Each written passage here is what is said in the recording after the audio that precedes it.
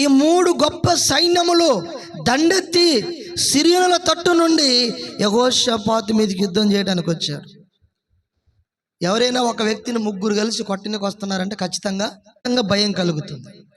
ఈ యెహోషాపాతు కూడా మానవుడు కాబట్టి, మనిషి కాబట్టి మొదట భయపడ్డాడు. ఇక్కడ ఒక పాఠం నేర్చుకోవాలి మనం. మన జీవితంలో కూడా ఏదైనా ఒక పెద్ద సమస్య వచ్చినప్పుడు భయము ప్రతి మనిషిలో కలుగుతుంది. ఒక అనారోగ్యం వచ్చినప్పుడు భయపడతాం, ఒక ఆర్థిక ఇబ్బంది వచ్చినప్పుడు భయపడతాం, మన ఇంట్లో ఎవరికైనా ఏదైనా జరిగిందంటే భయపడతాం, లేకపోతే పిల్లల చదువులో ఏదైనా కొంచెం డిస్టర్బ్ అయిందంటే భయపడతాం, లేకపోతే పిల్లల వివాహాల జీవితంలో ఏదైనా చిన్న డిస్టర్బ్ అయిందంటే భయపడతాం. భయము రావటం అనేది సహజం. కానీ క్రైస్తవుడు ఒకవేళ భయపడినా ఆ భయములో నిలిచి ఉండకూడదు. యెహోషాపాతు భయపడ్డాడు. భయపడినటువంటి ఆయన తను భయపడి ప్రజల్ని భయపట్టలేదు. తను భయపడ్డాడు, కానీ వెంటనే దేవుని దగ్గర విచారించటానికి తన మనస్సు నిలుపుకొని ఉన్నాడు. ఈ అనుభవంలోకి రావాలి ప్రతి ఒక్కరం. సమస్యలు రాకుండా ఉండవు, ఖచ్చితంగా సమస్యలు వస్తాయి. ఇంకొక విషయం చెప్తున్నాను, ప్రభువుని నమ్ముకున్న తర్వాత ఇంకెక్కువ సమస్యలు వస్తాయి. ఎందుకు వస్తాయి? ఒక వ్యక్తితో బాగా మనము సహవాసం చేసి సడన్గా ఆ వ్యక్తికి వ్యతిరేకమైన వ్యక్తులతో మనం కలిసామనుకో, వాడికి ఆటోమేటిక్గా కాలిపోద్ది. వీడు మొన్నటిదాకా నాతో ఉండి, నా పక్షంగా ఉండి, నేను పెడితే తిని నాతో తిరిగి వాడి విషయాలన్నీ నాకు చెప్పి ఇప్పుడు వెళ్ళి వాడి పక్కనే చేరిండు అనేది ఖచ్చితంగా కలుగుద్ది, కోపం వస్తుంది. ఇప్పుడు రక్షణ పొందకముందు మనం ఎవరి బ్యాచ్ చెప్పాలా? మన పాత స్నేహితుడు. ఎంతైనా మన పాతోడు కదా, అప్పుడప్పుడు వస్తాడు. పాతోడు అప్పుడప్పుడు వచ్చి డిస్టర్బ్ చేస్తుంటాడు. ఏం కాదు, రావచ్చు కదా, ఏం కాదు, చేయొచ్చు కదా, ఏం కాదు అని చెప్పి పాతోడు కదా అని చెప్పేసి కొంతమంది కాంప్రమైజ్ అవుతారు. ఆ పాతోడు వాడి యొక్క దాడి ఎలా ఉంటుందంటే, ఈ లోకములో దేవుని బిడ్డలారా ఒక వ్యక్తి నేరుగా దాడి చేసినట్టుగా ఉండదు. నీకు ఎరేస్తాడు, అన్ని రంగుల వలయాన్ని చూపిస్తాడనమాట. ఎందుకంటే వాడికున్న ఇంటెన్షన్ ఏంటంటే, ఎలాగైనా నన్ను కాదని దేవునిలో రక్షణ పొందాడు కదా, ఈ రక్షణ చివరి వరకు కొనసాగకుండా, అంతం వరకు సహించకుండా ఈ వ్యక్తిని మధ్యలోనే పడగొట్టాలి, ఈ వ్యక్తిని మధ్యలోనే హతమార్చాలి, దేవునికి వ్యతిరేకమైన కార్యాలు ఈ వ్యక్తి ద్వారా చేయించాలి. కాబట్టి సాతానులో ఉన్నప్పుడు వేరు, దేవునిలోకి వచ్చిన తర్వాత ఒక లెక్క వేరు. కాబట్టి దేవుని బిడ్డలారా, భయము కలుగుద్ది మనకి. భయము కలిగినప్పుడు భయములో ఉండకూడదు. యెహోషాపాతు రాజు భయపడ్డాడు. భయపడి వెంటనే కృంగిపోలేదు, నీరసిల్లిపోలేదు, విశ్వాసాన్ని విడిచిపెట్టలేదు. యెహోషాపాతులో మొదటగా భయము కలిగినప్పటికీ తనకొచ్చిన ఆలోచన, తన మనసు నిలుపుకొని దేవుని దగ్గర విచారించడానికి వచ్చాడు. మన జీవితంలో సమస్యలు వచ్చినప్పుడు మనం ఏం చేస్తామంటే, మనసు నిలుపుకొని మొదటగా దేవుని దగ్గర ప్రార్థన చేయం. తిరుగుతూ ఉంటాం, అందరినీ మనం సహాయం అడుగుతుంటాం, అందరి దగ్గరికి వెళ్తాం.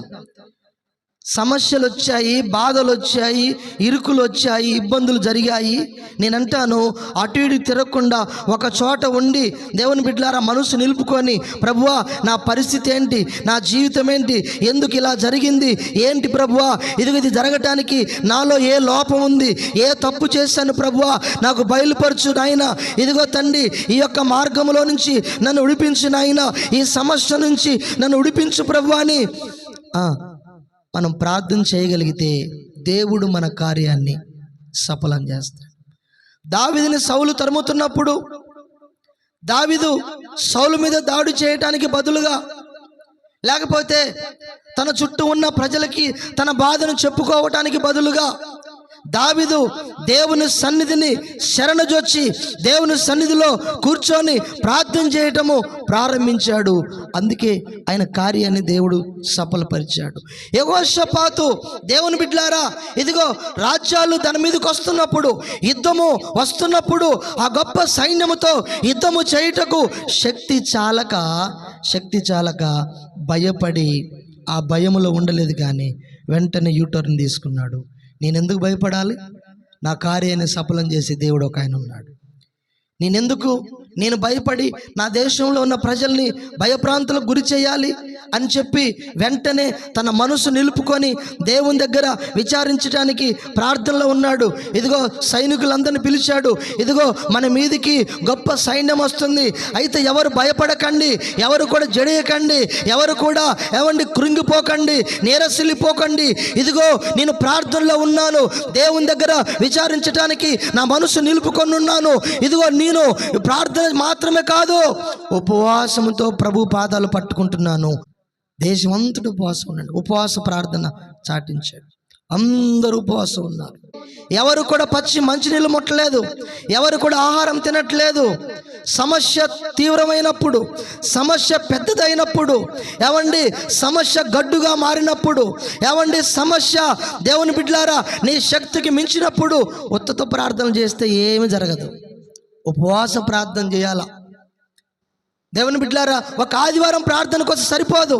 నీ పనులన్నీ పక్కన పెట్టి వచ్చిన సమస్య కొరకు పోరాడటానికి, దేవుని శక్తిని సహాయమును అడగటానికి ఉపవాసం ఉండి ప్రార్థన చేయాలి. ఆ ప్రార్థనలో ఎంత లోతు డెప్త్ ఉందంటే 12వ వచనంలో, మా దేవా నీవు వారికి తీర్పు తీర్చవా, మా మీదికి వచ్చు ఈ గొప్ప సైన్యముతో యుద్ధము చేయుటకు మాకు శక్తి చాలదు, నీవే మాకు శక్తి చాలదు, ఏమి చేయుటకును మాకు తోచదు, నీవే మాకు దిక్కు అని ప్రార్థన చేశాడు.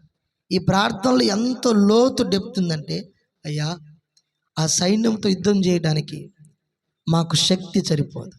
దేవుని దగ్గర నువ్వు ప్రార్థన చేస్తున్నప్పుడు నీ శక్తి, నీ బలము, నీ జ్ఞానం, నీకున్న టాలెంటు ఏది కూడా వర్కౌట్ అవ్వదు.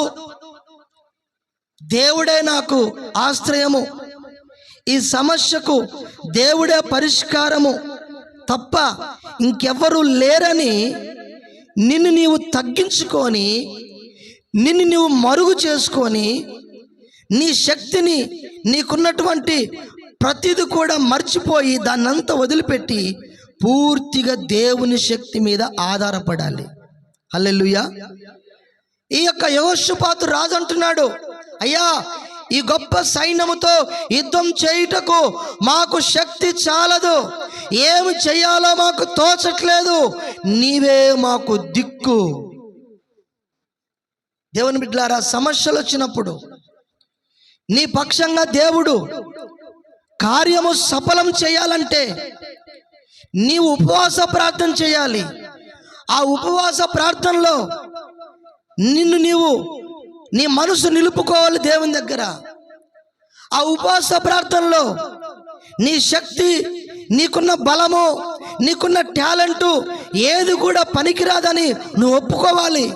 ఆ ఉపవాస ప్రార్థనలో నా శక్తి ఎందుకు పనిచేయదని దేవుని శక్తి మీద ఆధారపడాలి. ఆ ఉపవాస ప్రార్థనలో, అయ్యా నీవే మాకు దిక్కు, ఇక నువ్వు తప్ప ఇంకెవ్వరు లేరు ప్రభువా, ఇంక సహాయం చేయటానికి ఈ భూమి మీద ఏ నరమాత్రుడు లేడు, నీవు తప్ప మాకెవ్వరు లేరు ప్రభువా అని ఎప్పుడైతే దేవుణ్ణి ఆశ్రయిస్తావో, దేవుడు ఖచ్చితంగా, ఆయన ఎవరంటే కార్యమును సఫలపరిచే దేవుడు. దేవునికి స్తోత్రం, హల్లెలూయా. నినివే పట్టణం మీదకి దేవుని ఉగ్రతను యోనా వెళ్ళి ప్రకటించాడు. నినివే పట్టణం మీదకి దేవుని యొక్క ఉగ్రత, దేవుని యొక్క శాపము ఎలా రాబోతుందో, ఎంత రేంజ్లో ఆ యొక్క పరిణామాలు ఉండబోతున్నాయో దేవుడు యోనాను పంపించి 3 దినములంతా ప్రయాణము ఆ పట్టణములో చేసి యోనా ప్రకటించాడు, ఇదిగో నినివే పట్టణ ప్రజలారా, దేవుడు ఈ పట్టణం మీద ఉగ్రతను కురిపించబోతున్నాడు. మీ యొక్క పాపము తీవ్రత దేవుణ్ణి తాకింది. ఇక దేవుడు రగిలిపోతున్నాడు. మీరు మారు మనసు పొందితేనే సరే, లేకపోతే ఇక మీ పని అవుట్ అని యోనా ప్రకటించాడు. అప్పుడు ఏం జరిగింది?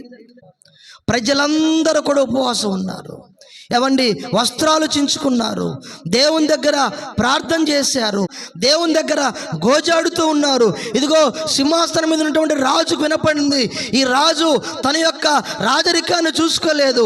నేను రాజును కదా, చేశారులే, దేశంలో నా తరపున ప్రజలు చేస్తారు ప్రార్థన, నేను రాజును కదా అని చెప్పేసి విర్రవీగలేదు.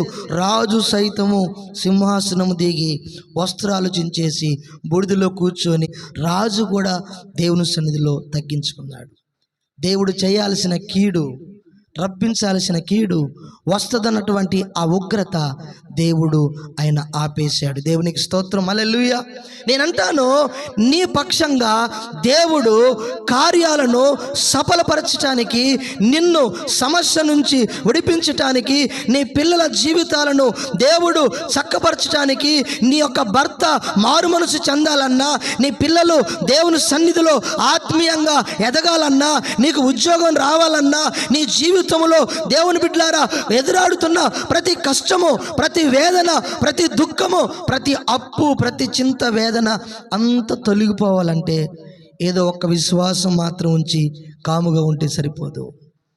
ప్రార్థన చేయాలి. ఆ ప్రార్థన ఎలా మొరపెట్టాలంటే ఉపవాసముతో, దేవుని సన్నిధిలో ఉపవాసం ఉండి ప్రార్థన చేయాలి. దేవుని సన్నిధిలో ఉపవసించి, అయ్యా నీవు తప్ప మాకు దిక్కు ఎవ్వరు లేరు. ప్రార్థన చేయకుండా కార్యము సఫలపరచబడదు. నువ్వు ఉపవాసం ఉండకుండా, ప్రార్థన చేయకుండా నువ్వు ఎంతకాలం ఉన్న సమస్యలు ఎక్కువైతే కానీ ఆ సమస్య తీవ్రతనే తగ్గదు.